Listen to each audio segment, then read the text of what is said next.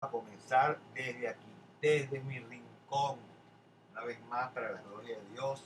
Vamos a continuar nuestras enseñanzas. Recuerden que este espacio es para estudiar.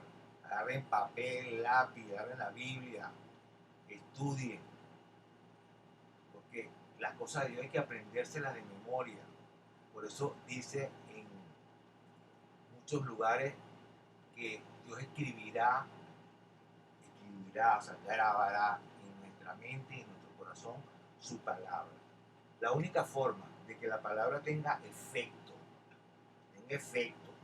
en nuestra vida, uno, es aprendérnosla con exactitud, con precisión.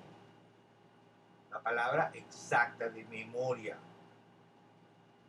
Si no vamos a aprender un versículo con punto y coma, de hecho, cómo lo dice esta versión, cómo lo dice la otra versión y cómo lo dice tal versión. Hasta dos, tres versiones al mismo tiempo. Pero exacto.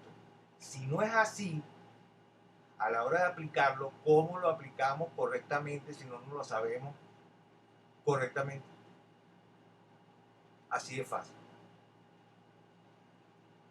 Entonces, hoy vamos a ver una enseñanza de mi tío Jorge. Estoy dando una serie con enseñanzas de mi tío Jorge, un profesor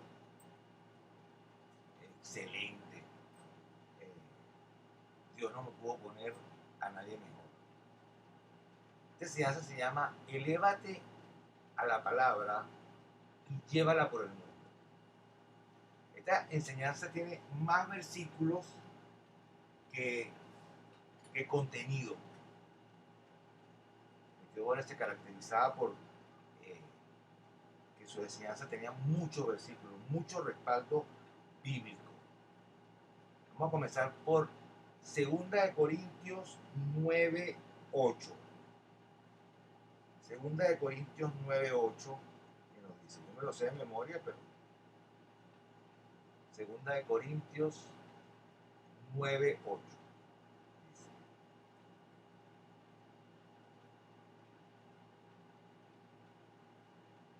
como está escrito, repartió, dio a los pobres, su justicia permanece para siempre. Lucas, busquen Lucas 9:62, por su parte, nos dice, pues sí, Lucas 9:62 nos dice lo siguiente. Es el último versículo de este capítulo. Y Jesús le dijo, ninguno que poniendo su mano en el arado mira hacia atrás es apto para el reino de Dios. Yo les expliqué este versículo. El arado, el que va a arar, tiene que estar viendo de frente para que el surco quede recto. Si voltea para atrás, se, se sale del camino, y empieza a se echa a perder la cosa. Eh, Ayer estaba montando bicicleta y me acordé de ese versículo porque hice voltear hacia atrás, o sea, viendo hacia atrás, y ahí mismo ¡ra! Me, me salí, o sea, empecé a hacer ese. Y me acordé de ese versículo, wow, tal cual. ¿Okay? Y en la bicicleta no tienen las dos manos. Si te volteas hacia atrás, casi que es imposible no desviarte, no salirte del camino. Salmo 138, vamos a Salmo 138, nos dice lo siguiente. Salmo 138 nos dice lo siguiente.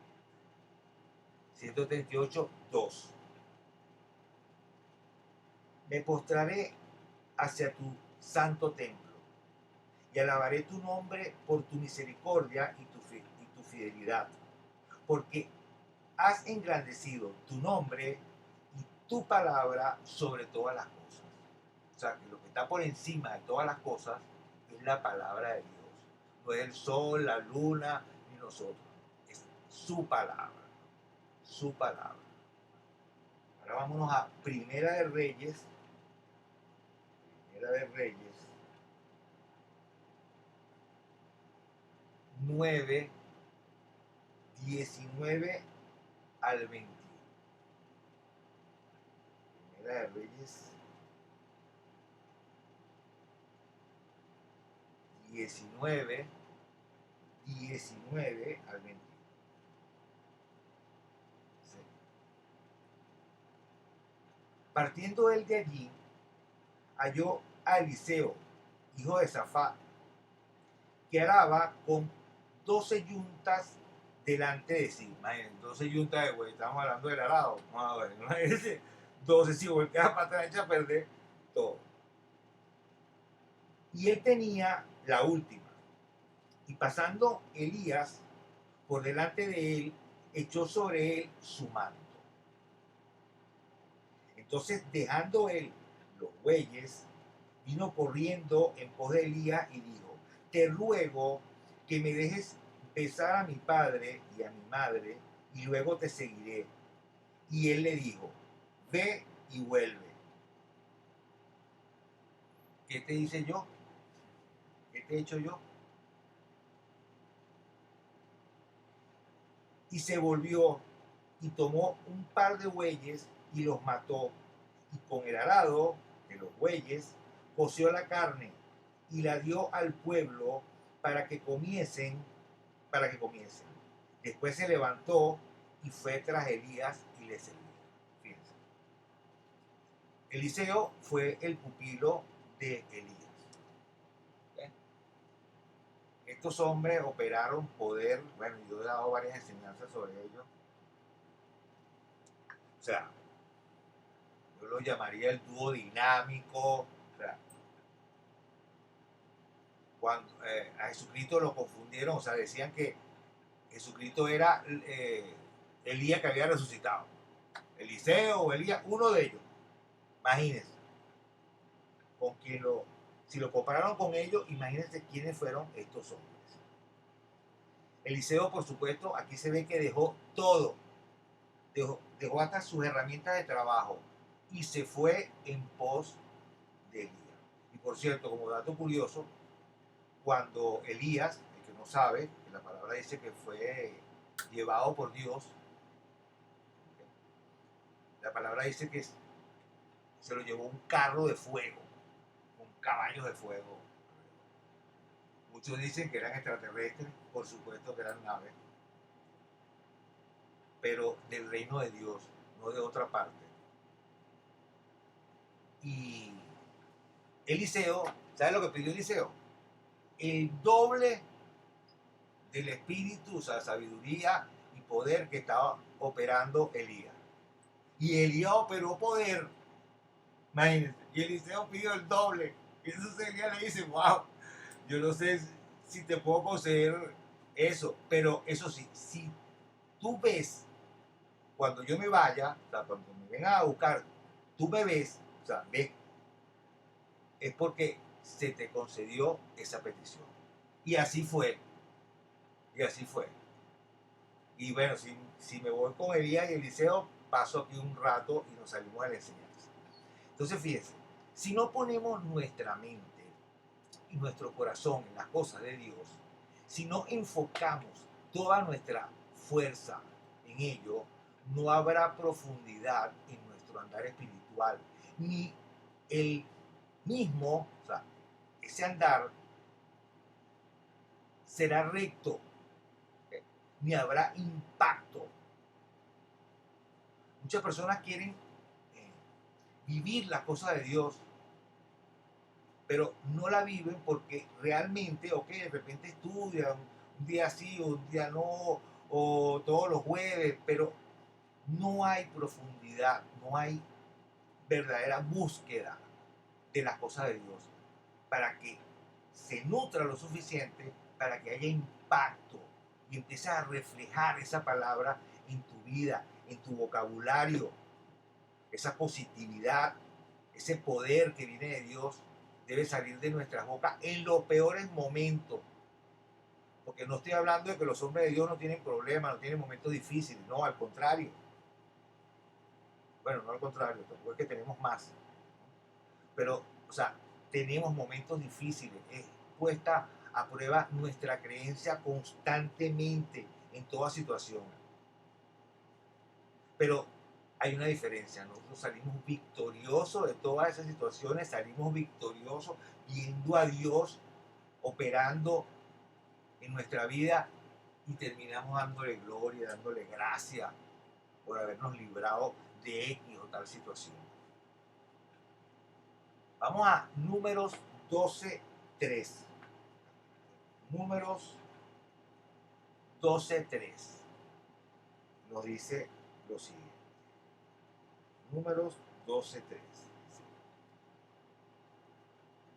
Y aquel varón, Moisés, era muy manso, más que todos los hombres que había sobre la tierra.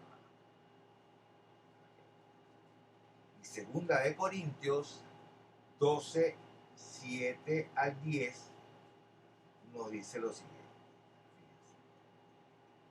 Segunda de Corintios 12:7-10 nos dice lo siguiente. Y para que la grandeza de las revelaciones no me exaltase desmedidamente, me fue dado un aguijón en mi carne, un mensajero de Satanás que me abofetee, para que no me enaltezca sobremanera. Si no nos enaltecemos, si no tenemos nada que nos haga la contra allí, imagínense. Si las personas se enaltecen con todo esto. Respecto a lo cual, o sea, de ese mensajero de Satanás que estaba entorpeciendo su labor en la obra de Dios, respecto a lo cual 3 veces he rogado al Señor que lo quite de mí. Y me ha dicho, bástate mi gracia, porque mi poder se perfecciona en la debilidad. Por tanto, de buena gana me gloriaré más bien en mis debilidades, para que repose sobre mí el poder de Cristo. Por lo cual, por amor a Cristo, me gozo en las debilidades, en afrentas, en necesidades, en persecuciones, en angustias, porque cuando soy débil, entonces soy fuerte. O sea, nosotros debemos gloriarnos en que nuestra fuerza está en Cristo, en Dios por medio de Cristo, no en nosotros, porque nosotros somos débiles. Deberíamos más bien gloriar en nuestras debilidades. Yo soy débil en esto, pero la gracia de Dios y el poder de Dios opera en mí y mira lo que he logrado.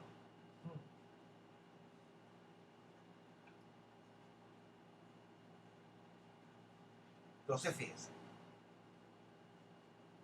la mansedumbre no es debilidad, por una parte,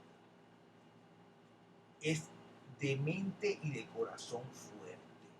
La mansedumbre nos hace fuerte. Eso sí, manso para qué? Manso para escuchar a Dios. Manso para escuchar a Dios. Es ser receptivo y estar listo para aprender de Él. Es estar libre de autosuficiencia. Es ser fuerte contra el adversario. Permite derrotar al adversario. Santiago 1:19, por su parte, nos dice lo siguiente. Santiago 1, Santiago 1:19, nos dice lo siguiente. Por esto, mis amados hermanos, todo hombre sea pronto para oír, tardo para hablar, tardo para airarse. Todo hombre sea pronto para oír, pronto para oír, tardo para hablar, tardo para airarse, tardo para ponerte bravo. Después dice, porque la ira, cuando estás bravo, no puede hacer la obra de Dios. El que está iracundo, no puede, no puede. Tiene que primero calmar para poder pensar. Estos dos versículos, estos son requisitos para crecer en la palabra de Dios. Sin crecimiento genuino no habrá testificación genuina, ni una mente renovada, ni una mente renovada. No tenemos que, las 3R, como le dije en la enseñanza anterior, recibir, retener y repetir. Okay, ahora vámonos para Primera de Reyes 3. Primera de Reyes 3.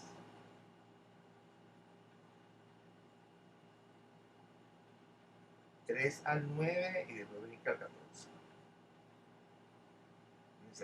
Mas Salomón amó a Jehová andando en los estatutos de su padre David. Solamente sacrificaba y quemaba incienso en los lugares altos. E iba el rey a Gabaón, porque aquel era el lugar alto principal. Y sacrificaba allí 1000 holocaustos, sacrificaba Salomón sobre aquel altar. Y se le apareció Jehová a Salomón en Gabaón una noche en sueños y le dijo Dios: pide lo que quiera que yo te dé. Asumo que hay cosas que estamos viendo que ya las hemos visto en otras enseñanzas, pero esta tiene otro enfoque ya. Fíjense, Dios le dice a Salomón: pídeme lo que tú quieras y yo te lo doy. Fíjense algo, Dios no habla tontería. Si Salomón le pide su puesto, Dios se le tiene que dárselo, porque Dios no habla tontería y cumple lo que dice. Ahora fíjense, Salomón, ¿qué pidió? A ver, ¿qué pidió? Billete. Como que te llegue el mago de la lámpara y te conceda, bueno, en este caso un deseo. Pide lo que tú quieras. Pero no, pide lo que tú quieras, o sea, todo lo que tú quieras, yo te lo doy. No son tres, son todo lo que quieras. Y Salomón dijo: tú hiciste gran misericordia a tu siervo David, o sea, a su papá, mi padre, porque, porque, porque él anduvo delante de ti en verdad, en justicia y con rectitud de corazón para contigo. Y tú le has reservado esta, tu gran misericordia, en que le diste hijo que se sentase en su trono, como sucede en este día. O sea, Salomón estaba siendo nombrado rey de Israel en ese momento. Su papá acababa de morir. Ahora pues, Jehová, Dios mío, tú me has puesto a mí, tu siervo, por rey en lugar de David, mi padre, y yo soy joven y no sé cómo entrar ni salir. Y tu siervo está en medio de tu pueblo, al cual tú escogiste, un pueblo grande que, que no se puede contar ni numerar por su multitud. Ahora miren lo que pide. Primero le explica, ¿no? Da pues a tu siervo corazón entendido para juzgar a tu pueblo y para discernir entre lo bueno y lo malo. Porque ¿quién podrá gobernar tu pueblo tan grande? Y agradó delante del Señor que Salomón pidiese esto. Y le dijo Dios: porque has demandado esto y no pediste para ti muchos días, ni pediste para ti riquezas, ni pediste la vida de tus enemigos, sino que demandaste para ti inteligencia para oír juicio. Imagínate, vos has pedido riquezas, todo. He aquí, lo he hecho conforme a tus palabras. He aquí que te he dado corazón sabio y entendido. Miren, Salomón está catalogado a nivel mundial, históricamente, de los grandes sabios del mundo, como el hombre más sabio que ha existido. Bueno, no sé si han escuchado el famoso dicho eh, de Salomón cuando hay una decisión difícil que tomar, una decisión salomónica, ¿no? Una buena decisión. He aquí lo he hecho conforme a tus palabras, he aquí que te he dado corazón sabio y entendido, tanto que no ha habido antes de ti otro como tú, ni después de ti se levantará otro como tú. Imagínense. Y aún también te he dado las cosas que no pediste, riqueza y gloria, de tal manera que entre los reyes ninguno haya como tú en todos tus días. ¿Ok? Imagínate. Y después le dice, si guardas mis mandamientos y haces lo que yo te diga, bueno, te va a ir excelente todos los días de tu vida. Así de fácil. Vamos a ver el comentario aquí de nuestro tío Jorge. Dice, ejemplo de mansedumbre andando.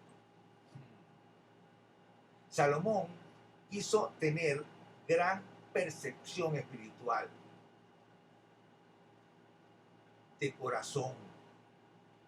Déjame agrandar esto un poquito aquí. Gran percepción espiritual de un corazón que estaba en lo correcto. No lo puso en las cosas del mundo. ¿Okay?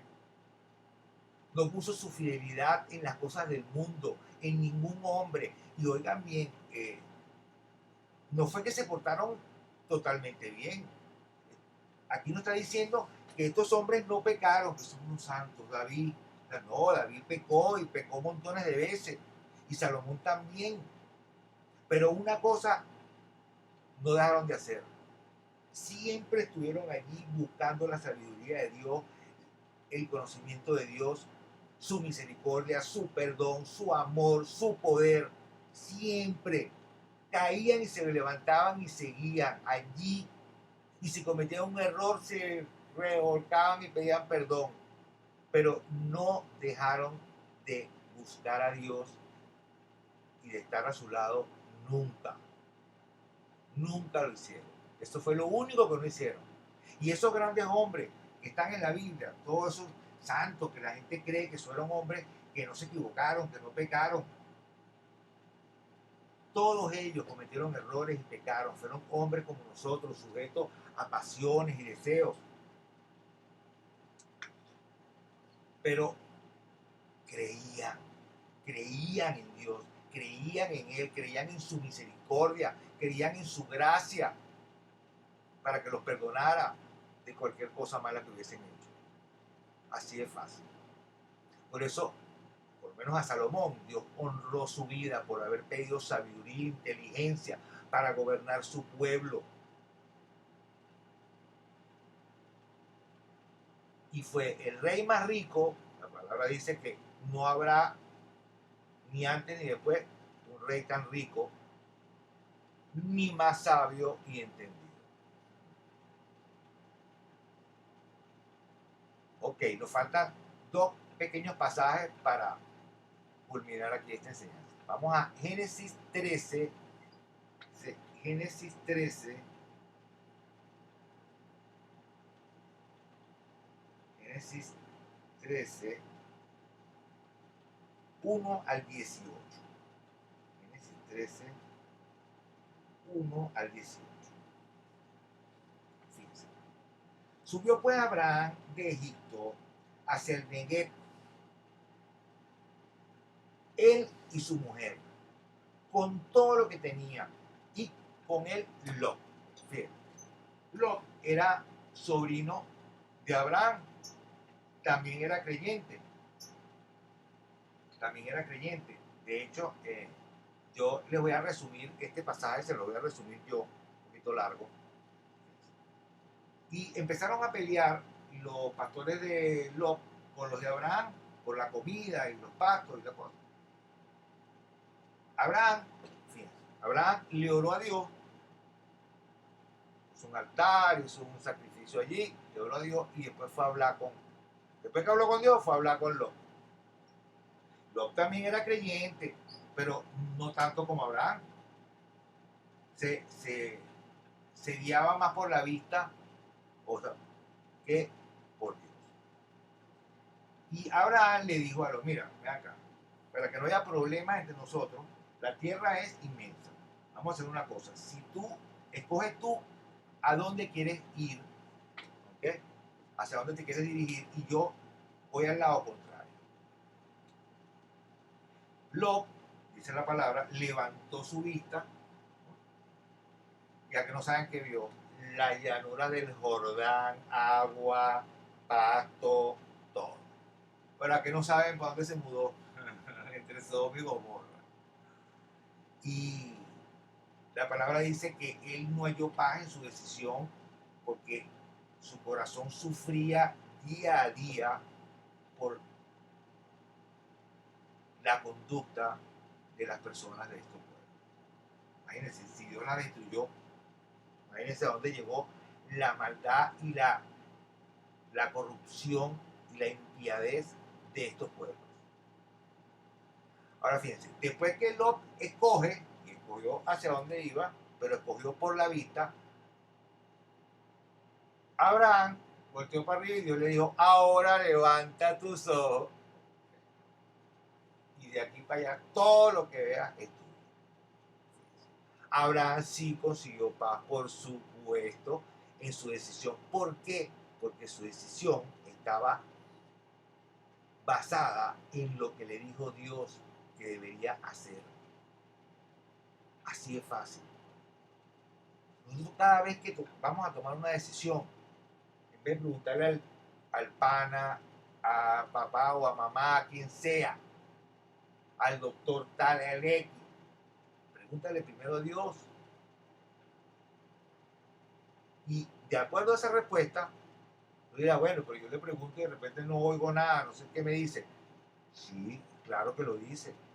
De hecho, casi que puedo asegurarte que cualquier pregunta que hagas está en la Biblia. Cualquier pregunta que hagas, la respuesta está en la Biblia. A menos que sea el color del carro que quieres comprar, que eso ya es cuestiones muy personales. Pero si es algo importante, crean lo que ahí está. Ahí está la respuesta. Y por supuesto, nosotros aprendemos a escuchar a Dios, saber cuándo nos habla, cuándo nos dice. Yo lo escucho. Cada vez que le pregunto, me responde y lo oigo. No con una voz audible, sino en mi corazón. Entonces, nuestras decisiones, fíjense, dependen de la alimentación de nuestra mente y de nuestro corazón. Nuestros patrones de pensamiento dirigen nuestra vida. Si nosotros nos estamos alimentando con la palabra de Dios, ese va a ser el patrón que va a ir adquiriendo mi mente, mi corazón. Entonces, mis decisiones van a estar basadas en ello. Si no lo hago, aun cuando sé lo correcto o sé qué es lo correcto, de acuerdo a lo que dice Dios, y no lo hago, ¿cómo se llama eso? Desobediencia, en la Biblia lo traducen incredulidad, apeteía, que es el que tiene conocimiento, pero se niega, ¿okay?, a creer. Entonces es desobediente. Pero ese por lo menos sabe que es lo correcto. Que él decida lo contrario, eso es otra cosa. Porque nosotros tenemos libre albedrío. La gente cree que Dios nos obliga a hacer cosas y nos lleva. No, Dios nos aconseja, nos habla, nos dice. Y nosotros tomamos la decisión. Porque si Él decidiera por nosotros, ya todos andaríamos derechito. Derechito. Ah, por aquí. Y nadie tiene derecho a chillar nada. No, eso no es lo que Dios hace. Dios quiere hijos que lo amen porque lo quieren amar, lo aman. ¿Sí? No es ámame. Es que Él quiere que lo amemos por lo que es Él, por lo que representa para nosotros, porque es nuestro Padre, porque nos quiere, nos ama y quiere también que nosotros lo amemos a Él. Eso es todo. Y que nos amemos unos a otros como Él nos ama a nosotros. Miren, si el mundo, si los seres humanos se amaran entre sí como Dios ama al mundo, bueno, entonces fuera un paraíso, nadie le pegara a nadie, nadie mordiera a nadie, nadie le quitara a novia al otro, nadie matara, nadie robara, nadie le haría nada malo a nadie. Ese es el diseño que hizo Dios. Bueno, y para culminar, vamos a ver Efesios 3, 20. Efesios 3, 20. Efesios 3, 20. Nos dice, bueno, y aquel que es poderoso para hacer todas las cosas mucho más abundantemente de lo que pedimos o entendemos según el poder que actúa en nosotros. Este es un versículo que dice tantas cosas. Ustedes saben que Efesios habla de poder, energía. ¿Eh? Este versículo lo voy a volver a leer. Y aquel que es poderoso, las palabras son dunas, energía, mata, para hacer todas las cosas mucho más abundantemente de lo que pedimos, oigan, y entendemos según, según qué, el poder que actúa en nosotros. La palabra actúa es energeo, es energizado en nosotros. Ya sabemos que ese poder se opera como creyendo, según la creencia de nosotros. Así de fácil. Y Efesios 4:15, el último versículo que vamos a ver hoy, nos dice, sino que siguiendo la verdad en amor, crezcamos en todo en aquel que es la cabeza. Esto es Cristo. Yo voy a leer un poquitico más de quien todo el cuerpo bien concertado y unido entre sí por todas las coyunturas que se ayudan mutuamente según la actividad propia de cada miembro recibe su crecimiento para ir edificándose en amor. ¿Se dan cuenta? Vamos a ver aquí el cierre del tío Jorge aquí. Dice, la única lucha verdadera en el mundo es la que se realiza por el movimiento o expansión de la palabra de Dios. Esa lucha depende de nosotros. Solo estando en comunión con Dios seremos más que vencedores, super vencedores en esa lucha, porque de esa forma ponemos en manifestación el poder de Dios. Dios nos ama más a nosotros que nosotros a nosotros mismos. Estar en comunión con Dios es la clave al poder. Así es fácil. Y en unos cortos versículos lo pudimos ver. Manténganse firmes, mis hijos, allí, estudiando, aprendiendo de Dios. Eso es todo. Mientras se mantengan allí en el estudio constante de la palabra de Dios, ustedes verán en sus vidas la manifestación del poder de ese Dios grande, maravilloso, que inspiró a los hombres que escribieron su palabra. Y a estos siervos que enseñan su palabra hoy día. Gracias, Padre, por esta enseñanza de hoy. Bendito seas, Padre, por habernos elegido para ser tus hijos. Gracias, Padre, por haber enviado a Jesucristo. Gracias por todas esas grandes promesas, las cumplidas y las que faltan por cumplirse. Gracias por la vida eterna. Gracias, Padre. Bendito sea en el nombre grande, poderoso de nuestro hermano mayor y Señor Jesucristo de Nazaret. Amén. Amén. Amén, amén, amén. Recuerden que estamos en directo también por Google Meet. bueno, que nuestro Padre Celestial me lo siga bendiciendo, que su paz y su amor llene sus corazones. Ay,